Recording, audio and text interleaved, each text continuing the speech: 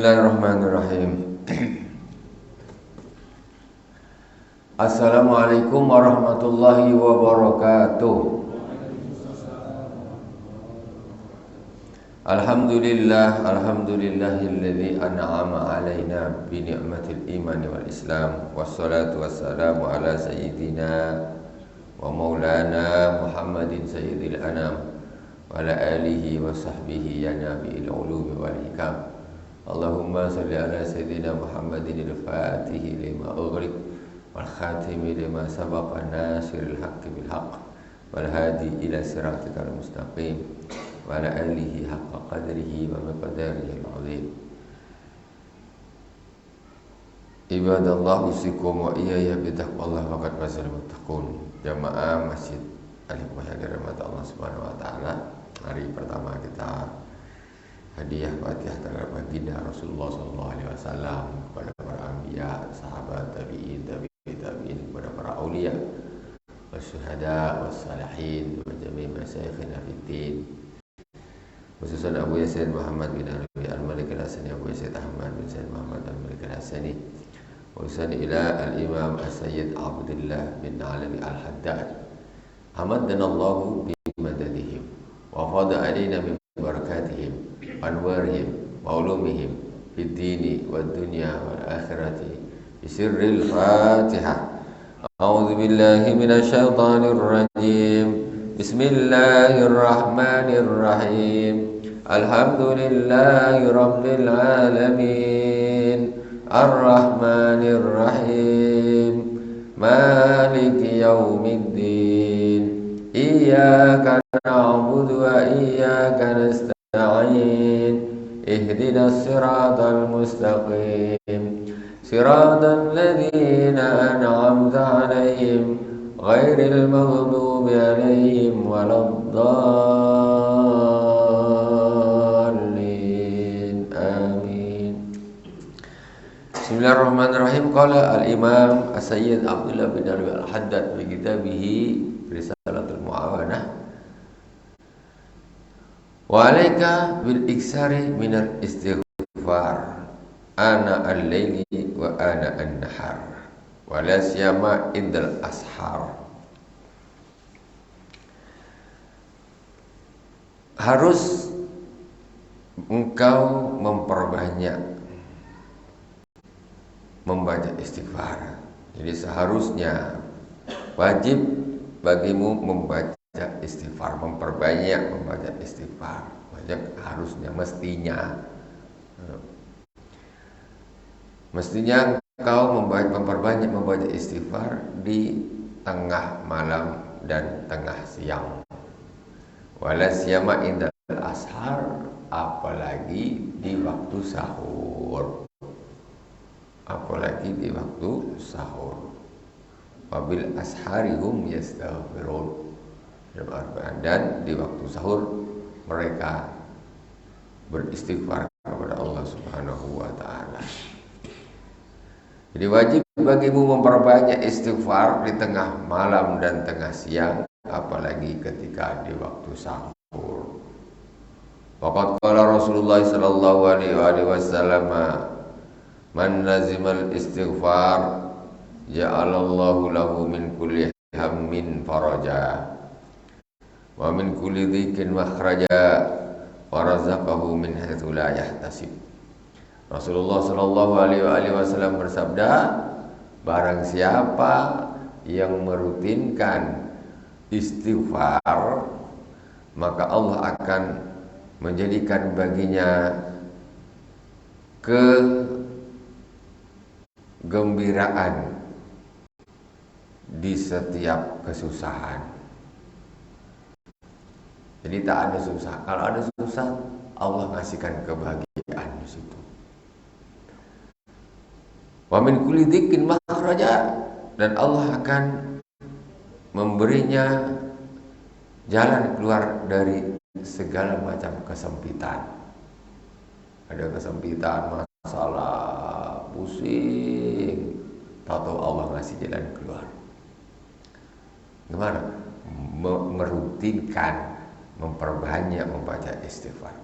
Tidak hanya itu, satu lagi, warzaqahu min haitsu la yahtasib.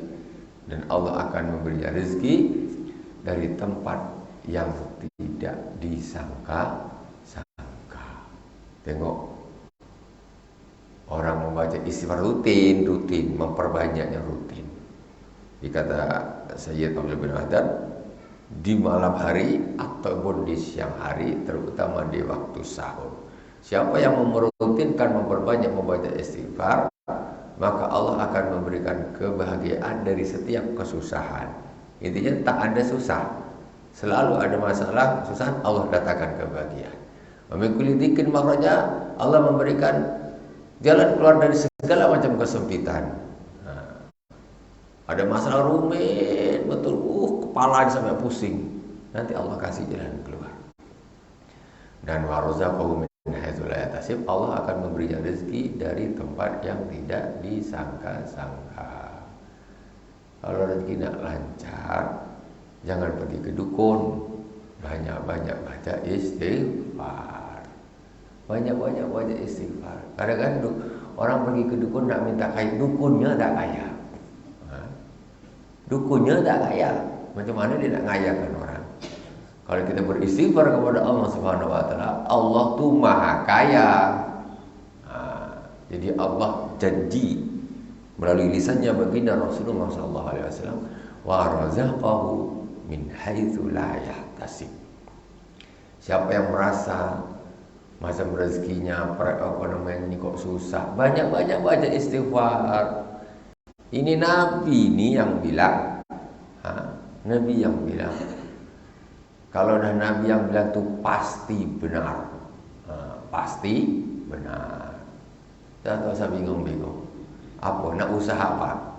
Banyak-banyak istighfar, banyak-banyak istighfar, banyak-banyak istighfar. Jadi ada nanti satu hal yang kita tak disangka-sangka datang rezeki itu. Memang di luar perkiraan. Tahu-tahu datang rezeki, dapat rezeki, dapat rezeki. Itu barokahnya istighfar. Jadi di dunia ini paling banyak orang ini mengeluh tentang perekonomian. Aduh, sekarang ini susah. Aduh. Macam-macam ngeluh. Daripada kau ngeluh, kau beristighfar lagi bagus. Banyak-banyak istighfar. Astagfirullahaladzim, astagfirullahaladzim, astagfirullahaladzim. Itu masalah akan teratasi. Semuanya akan teratasi. 3 poin ini apa tak sudah komplit untuk membuat seorang ini bahagia hidup di dunia sebelum akhirat. Di dunia sebelum akhirat, ya. Ada kesusahan, Allah datangkan kegembiraan. Banyak orang hidup susah di dunia ini, istighfarnya kurang, ya. Kemudian sempit hidup, urusan rumit, macam-macam susah, macam tak bisa diputuskan, tak bisa diselesaikan, kurang istighfar. Perekonomian macam susah, rezekinya seret, itu juga kurang istighfar. Nah, itu sudah. Ini jangan tidak percaya, repot kalau tak percaya. Kalau udah Nabi yang bilang dah tak percaya, ini sudah. Apakah mau percaya sama siapa lagi? Gitu. Mau percaya sama siapa lagi? Kita nak iktikad dengan siapa, kerajaan siapa lagi? Nah, sudah Nabi bilang ini, bismillahirrahmanirrahim. Banyakkan istighfar, siang malam, banyak istighfar. Jadi setiap amalan itu ada faedahnya masing-masing.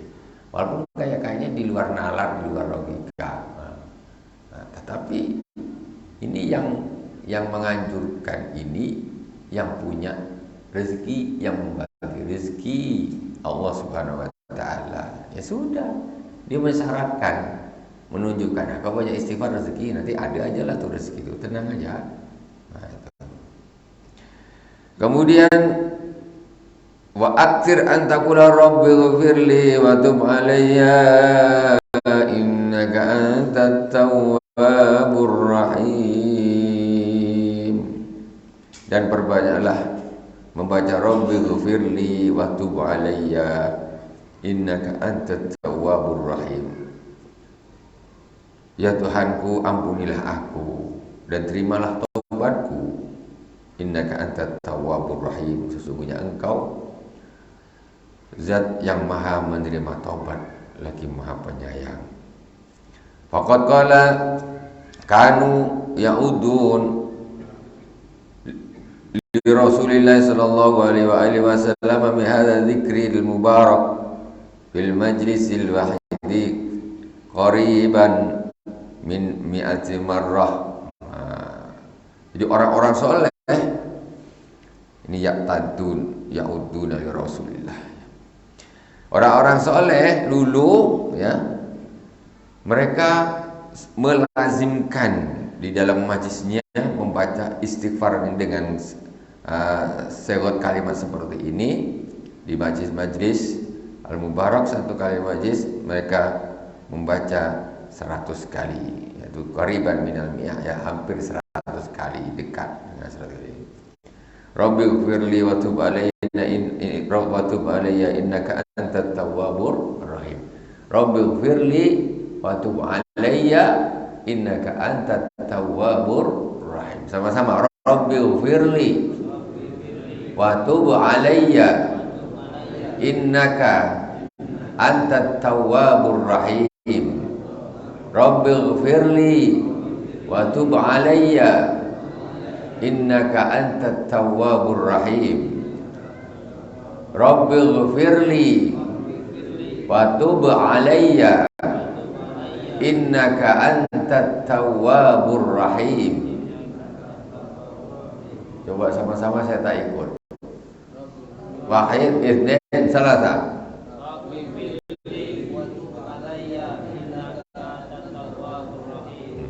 Rabbi ighfirli wa tub alayya innaka antat tawwabur rahim. Jadi artinya Rabbi ighfirli, wahai Tuhanku, ampunilah aku.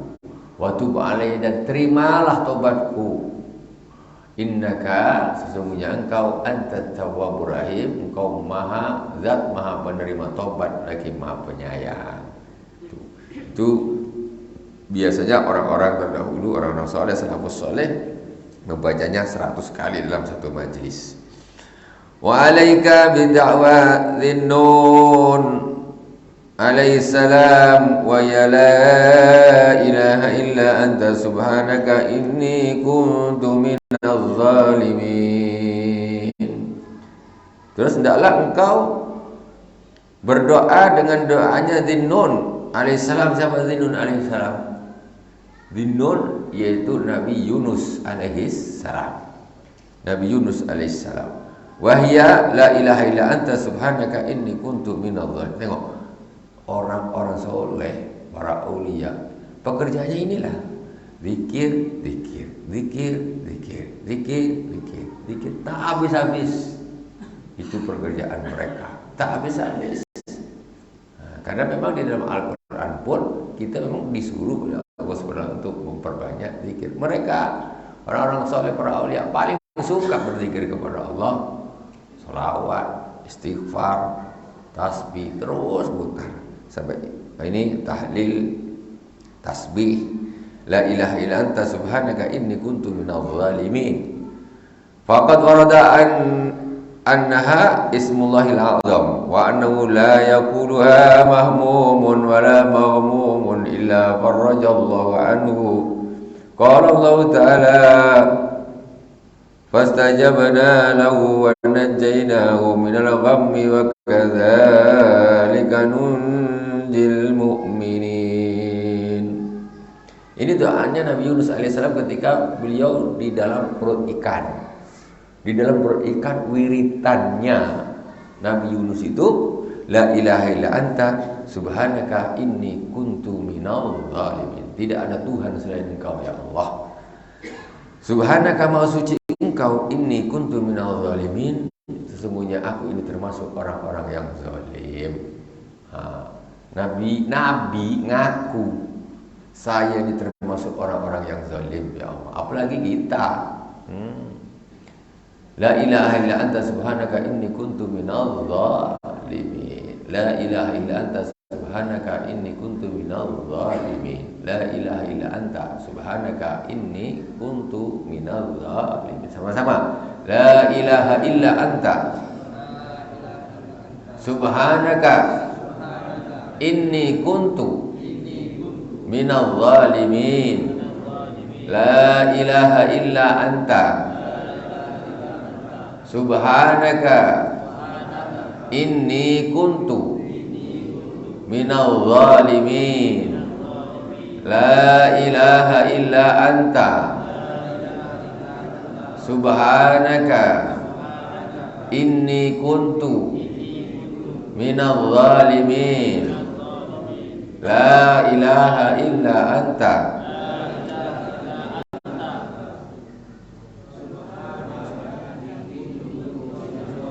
Lagi.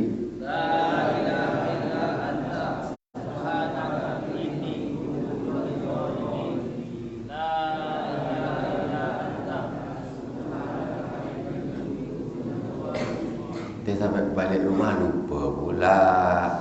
Belum nak ngamalkan dah lupa. Atas yang tadi apa nih? Yang tadi apa? Rabbil firli. Coba. Wahid, Isnin, Selasa.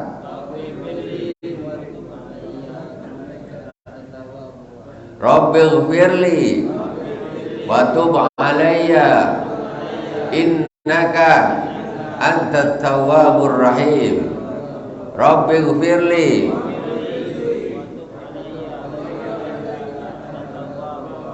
lagi.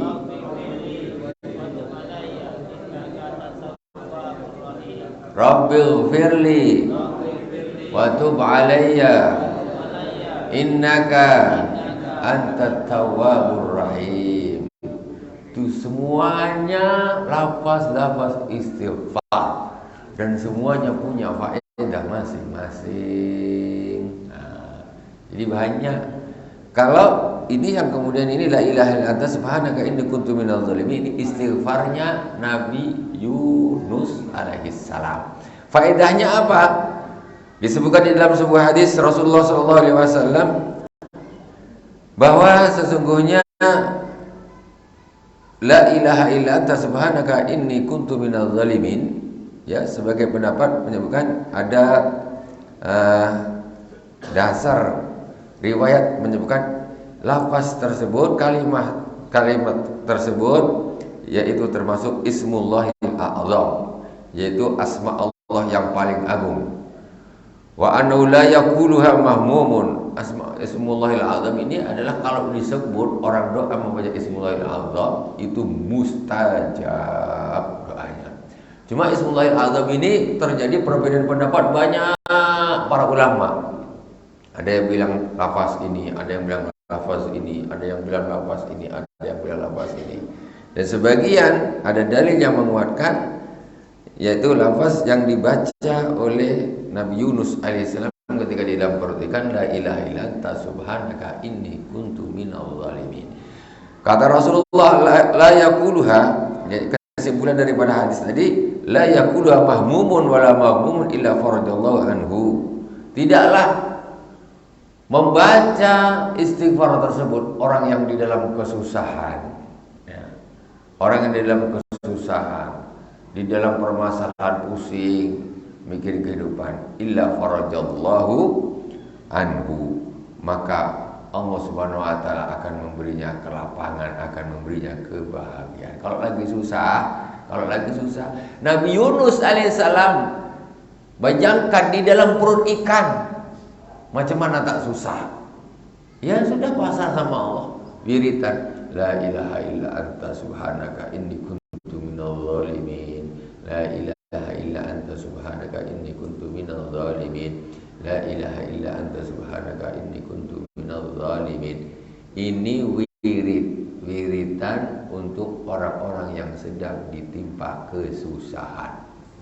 Kalau dibaca, maka Allah akan mengganti kesusahan itu dengan kebahagiaan. Allah akan menghilangkan kesusahan tersebut. Yakin? Sekarang susah, mikir susah, malah mabuk pula, dia pusing kepala pergi tempat minum, biar hilang susah. entah apa dibikin orang susah. Bukannya wirid, bukannya zikir. Kalau di dalam kesusahan maka adalah memperbanyak zikir kepada Allah Subhanahu wa taala. Itu bedanya orang yang beriman dengan tidak beriman. Orang beriman ada masalah apa-apa, perbanyak zikir kepada Allah Subhanahu wa taala.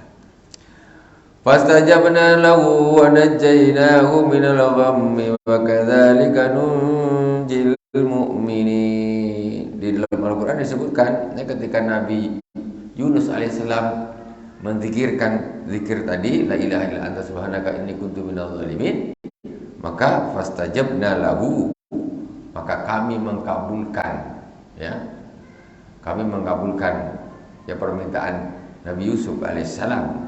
Wa najjaynahu, dan kami menyelamatkan dia, ya, minal ghammi, daripada kesusahan, daripada kesulitan. Wa kadzalika nunjil mu'min, begitulah kami menyelamatkan orang-orang yang beriman. Nabi Yunus alaihissalam, jadi berkah istighfarnya tadi itu Allah selamatkan dia dari kesusahan tersebut, diselamatkan. Makanya ayat Al-Qur'an itu, ayat zikir ini itu tetap berlaku mulai dari zamannya Nabi Yunus sampai sekarang. Jangan dipikir dah pencin, malaikat Jibril dah pencin, malaikat macam dah pencin. Tidak, ini tetap manfaatnya, faedahnya tetap ada. Allah Subhanahu wa taala tidak berubah dari zaman ke zaman, tetap, ya, mulai zaman Nabi Yunus sampai zaman sekarang. Ketika Nabi Yunus alaihissalam mengatakan la ilaha illa anta subhanaka inni kuntu minadz zalimin, Allah mendengar dan Allah mengijabah. Maka kita, apabila kita mengucapkan itu juga sekarang, Allah juga mendengar. Karena Allah itu zat yang tidak pernah berubah. Tuhan tak pernah tidak berubah. Kalau kita ya dulu tak ada jadi ada, dulu budak-budak sekarang dah tua. Nah itu. Kalau Allah tidak, Allah yang dulu ya Allah, Allah yang sekarang ya Allah yang dulu. Tidak ada bedanya, tidak berkurang sama sekali. Tinggal kadang itikad kita ini seolah-olah Allah itu dekatnya dengan manusia itu zaman dulu aja. Perasaan di dalam hati kayak Allah ini dekatnya dengan manusia itu kayak zaman dulu saja, zaman Nabi Adam, Nabi Idris, Nabi Nuh, Soleh, sampai Nabi Muhammad. Seolah-olah Allah itu dulu dekatnya itu zaman dulu, zaman sekarang ini macam jauh gitu. Sama, cuma itikad kita saja yang harus diperbaiki. Sama. Nah, jadi tidak berbeda. Keadaan pun tidak pernah berubah. Allah adalah zat yang tidak berubah, ya. Nah, dia tidak seperti makhluk. Jadi kita juga harus punya satu i'tiqad, ya, satu i'tiqad. Wa 'alaika birraja wal khawfi fa inna min asrafi thamaratil yaqin. Hendaklah engkau, nasihat Al-Imam As-Sayyid Abdullah bin Al-Haddad, hendaklah engkau berharap, mempunyai rasa harapan, wal khauf, dan rasa takut pada Allah Subhanahu wa taala. Berharap ada, takut ada. Kita ini dengan Allah Subhanahu wa taala ada berharapnya, ada takutnya sama Allah. Berharap Allah mengampuni dosa-dosa kita semuanya, ya. Allah memberi kita rahmatnya, Allah Subhanahu wa taala mengasihi kita. Itu namanya khauf, namanya roja, berharap, harapan. Allah itu maha baik, tentu Allah akan mengasihi kita, menyayangi kita, dan Allah akan mengampuni kita, Allah akan memberi nikmat kita yang banyak. Sedangkan khauf, itu adalah rasa takut kepada Allah. Oh, aku jangan tak sholat, dosa nanti disiksa. Jangan tak puasa, nanti ada siksa dari Allah. Jangan maksiat, nanti disiksa sama Allah. Itu namanya khauf. Kalau roja ini berharap, ya. Kalau khauf ini takut, rasa takut kepada Allah Subhanahu wa taala. Kalau orang cuma roja tok nggak bisa. Roja hanya berharap, dia ahli maksiat, Allah kan maha baik. Allah maha baik, Allah akan ngampuni saya, tak masalah pun. Maksiat tapi Allah kan maha baik. Tak sholat, Allah kan maha baik. Tentu Allah akan Rahman Rahimnya itu akan mengasihi kita. Nah, ini namanya orang tidak ada khaufnya. Nah, di samping roja itu harus ada khauf. takut dengan Allah jadi tidak maksiat, takut dengan Allah jadi taat, melakukan sholat ibadah. Tapi ketika tergelincir kepada kemaksiatan, di situ baru khaufnya timbul.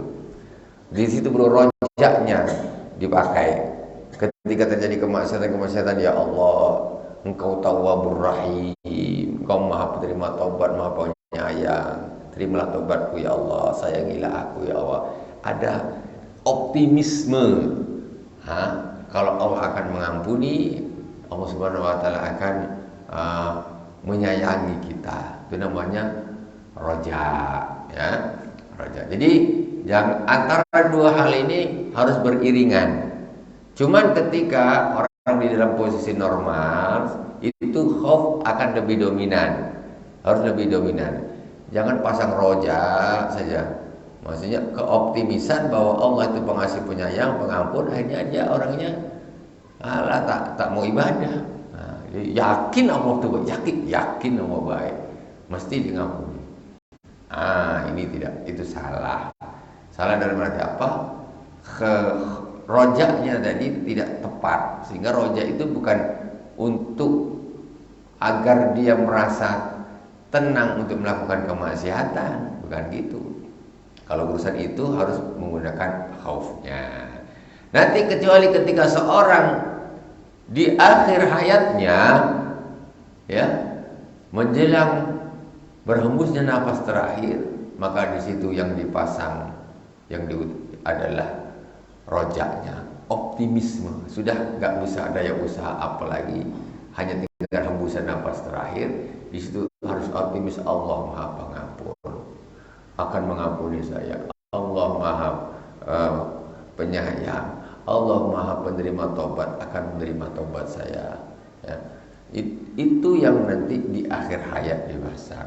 Jangan di akhir hayat malah suudon sama Allah. Suudon sama Allah kayak Allah loh, macam mana? Kayak Allah tak akan mengampuni saya, Allah akan menyiksa saya, tidak gitu. Tetapi itu nanti ya berdasarkan amal kita juga lah. Ya, berdasarkan amal kita juga di akhir hayat itu nanti Allah Subhanahu wa taala itu akan membimbing kita juga dengan bagusnya amal-amal kita ketika kita hidup di dunia ini. Fa innahuma min asrafi thamaratil yakin. Karena sesungguhnya raja dan khauf, ya, berharap atau optimis, dan rasa takut kepada Allah itu adalah termasuk buah dari yakin yang paling mulia, termasuk buahnya keyakinan yang paling mulia, yakin kepada Allah. Waqad wasallallahu bihi ma ibadahu as-sabiqin wa qala wa asdaqul qalil ulaika alladziina yad'una yabtaghuna ila rabbihimul wasilata ayyuhum aqrabu wa yarjuna rahmatahu wa yakhafuna 'adzabah inna 'adzaba rabbika kana mahdzura.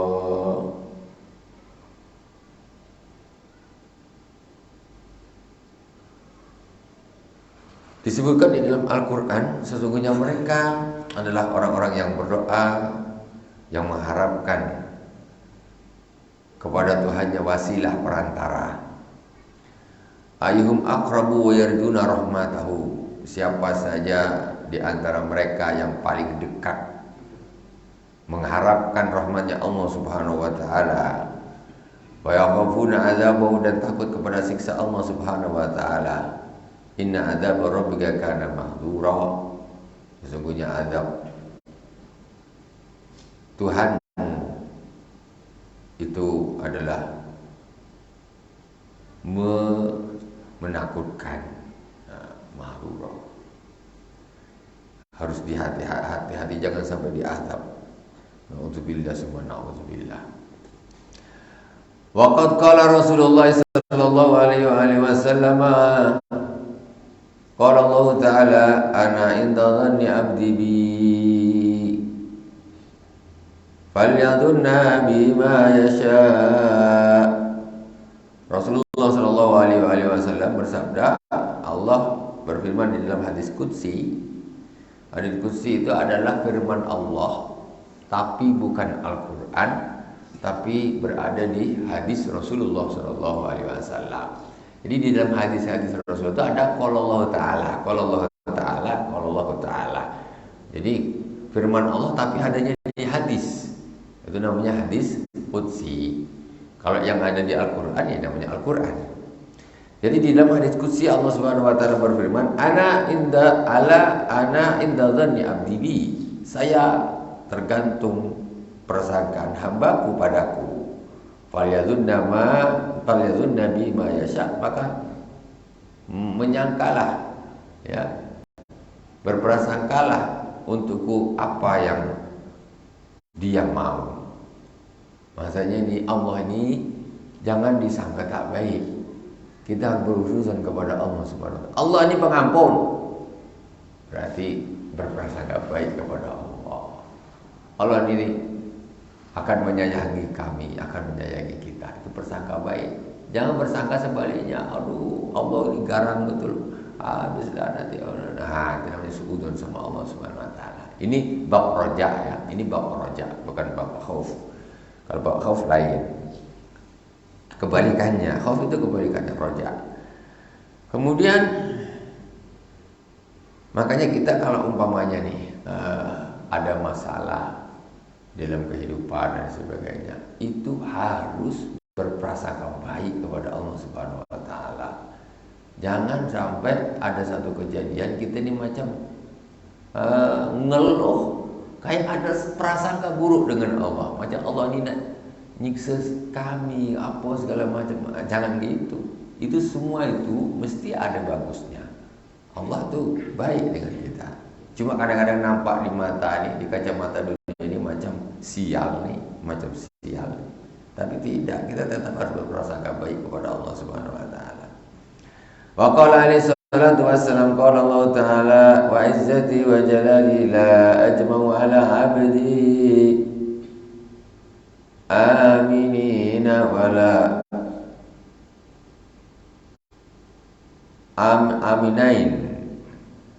amanain wala khaufain in huwa aminani fid dunya akhaftuhu yawma ub'atsu ibadi wa in huwa khafani fid dunya amantuhu yawma ajma'u ibadi.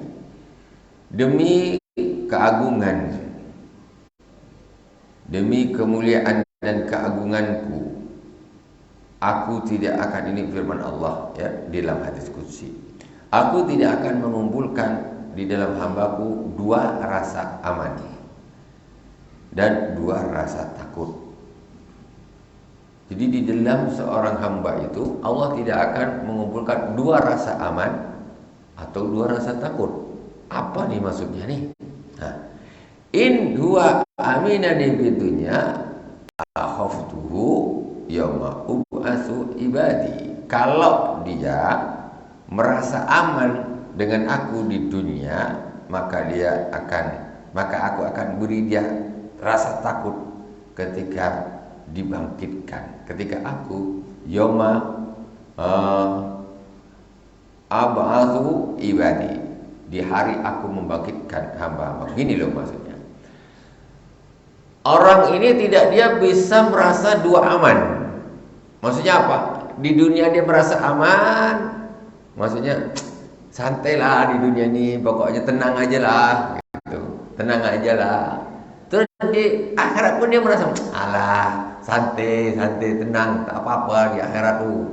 Jadi dia merasa di dunia dia merasa aman, tidak ada kekhawatiran. Di akhirat dia pun merasa alah, aman tuh, tak ada masalah. Maksud surga dia merasa aman, tidak ada kekhawatiran. Ataupun dia juga, Allah tidak akan mengumpulkan dua rasa takut. Dua rasa takut, maksudnya kekhawatiran.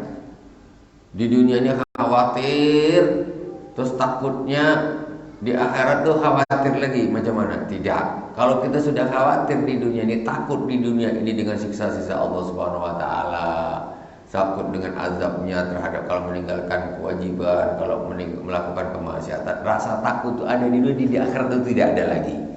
Tidak akan berkumpul dua takut di dalam hati seorang hamba, dan tidak ada berkumpul dua rasa aman di dalam hati seorang hamba. Mesti satu.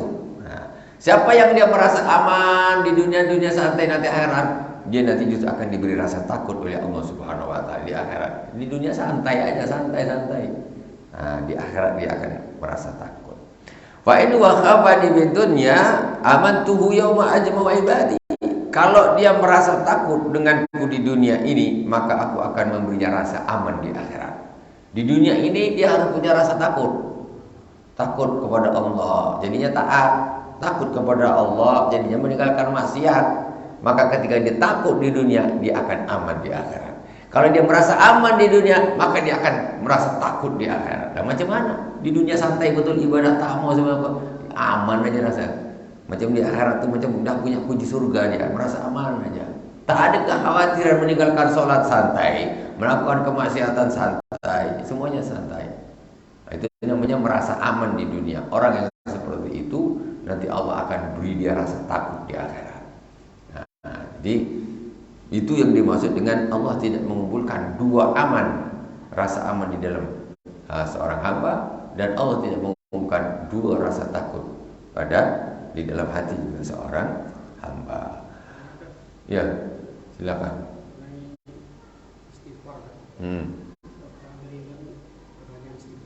Ya.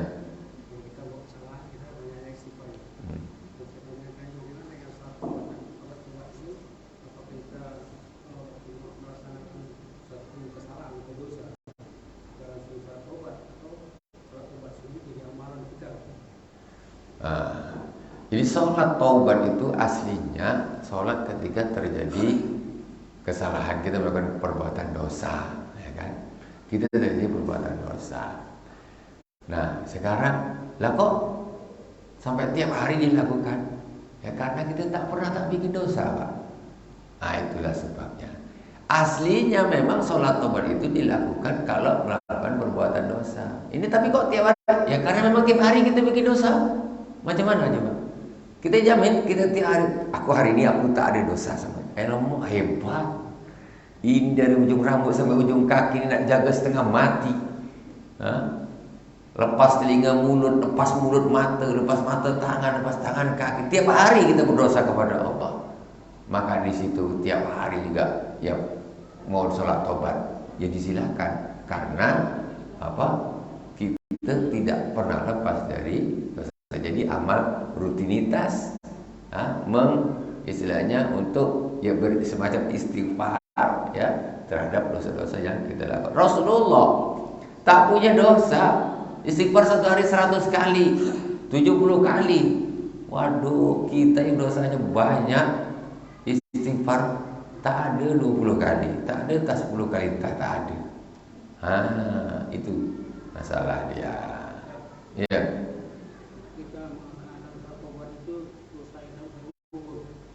Apa?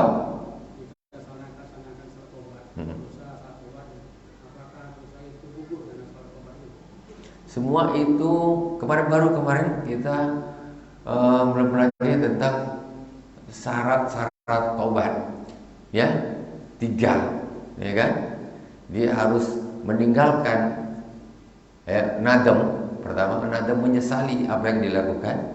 Kedua, dia terus meninggalkan. Kemudian yang ketiga, berkomitmen untuk tidak akan pernah lagi mengulangi dosa tersebut sampai akhir hayat. Namanya orang istighfar, insya Allah diterima sama Allah, yang diampuni sama Allah Subhanahu wa taala. Makanya disebutkan la kabira ma'al istighfar wala saghira, la kabirata ma'al istighfar wala saghirata ma'al israr, atau la saghirata ma'al israr wala kabirata ma'al istighfar. Tidak ada dosa kecil kalau dilakukan terus menerus tanpa diistighfari. Terus kecil. Jadinya dosa besar. Wala kabirata ma'al istighfar, dan tidak ada dosa besar kalau diiringi dengan permohonan ampun kepada Allah Subhanahu wa ta'ala. Balik lagi babnya, namanya roja, husnudzon sama Allah. kita mohon ampun sama Allah, istighfar sama Allah, Allah maha baik, Allah ngampuni kita. Itu husnudzon.